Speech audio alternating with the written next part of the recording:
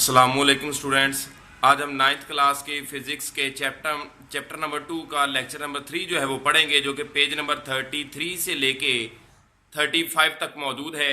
और इस लेक्चर में हम कुछ टर्म्स जो है वो पढ़ेंगे। आज की पहली टर्म है जी स्केलर्स और वेक्टर्स।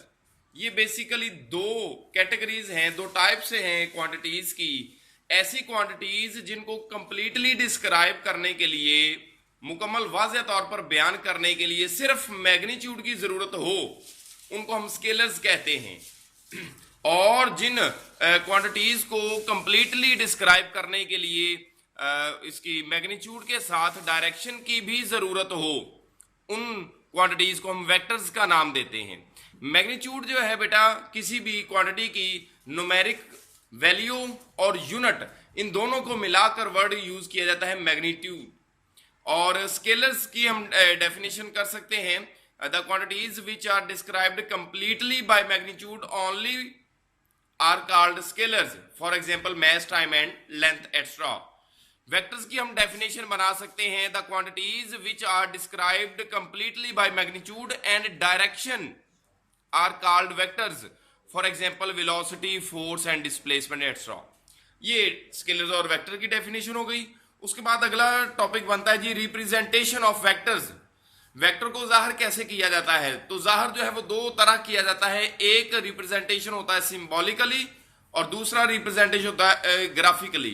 सिंबॉलिकली यानी अलामती तौर पर उसको कैसे जाहिर किया जाता है? तो किसी भी वेक्टर को अलामती तौर पर जाहिर करने के लिए या तो उसके जो अल्फाबेट हमने यूज किया है उसके नाम के लिए उसको बोल्ड करके लिखते हैं, या उसके ऊपर जो है वो बार लगाते हैं या एरो हेड लगाते हैं, एरो लगाते हैं। ठीक है जी।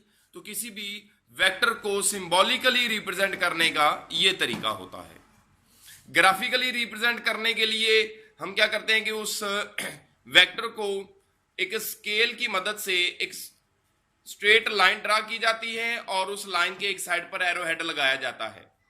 स्केल की मदद से ये जो लाइन ड्रा की जाती है, इस लाइन की जो लेंथ होती है वो उस क्वांटिटी की, उस वेक्टर की मैग्नीट्यूड को रिप्रेजेंट करती है, और जो एरो हेड लगा होता है, तीर का निशान होता है, वो उसकी डायरेक्शन को शो करता है।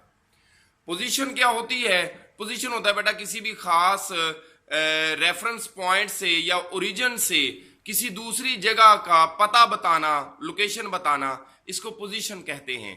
The term position describes the location of a place और point with respect to some reference point called origin.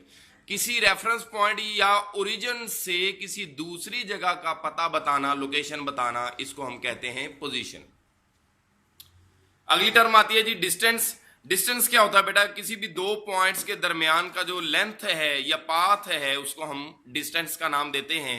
Length of a path between two points is called the distance between those points.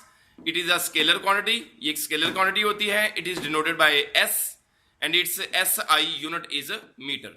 Displacement क्या होता है? Displacement भी distance ही होता है, मगर दो points या दो प्लेसेस के दरमियान जो शॉर्टेस्ट डिस्टेंस होता है उसको हम खास नाम देते हैं डिस्प्लेसमेंट का।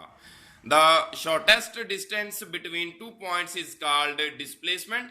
It is a vector quantity and it is denoted by D. Its SI unit is metre. और अगर आपको क्वेश्चन आ जाए differentiate between distance and displacement, तो आप क्या करें, डेफिनेशन भी लिखें दोनों की, और उसके डिस्टेंस में आ जाएगा स्केलर क्वांटिटी और डिस्प्लेसमेंट में आ जाएगा वेक्टर क्वांटिटी। डिस्टेंस में आ जाएगा it is denoted by S, और वेक्टर में डिस्प्लेसमेंट में आ जाएगा it is denoted by D. ये इनका डिफरेंस हो जाएगा। जो आखिरी चीज है एस आई यूनिट, वो दोनों का कॉमन है, वो आप डिफरेंशिएट वाले सवाल में नहीं लिखेंगे।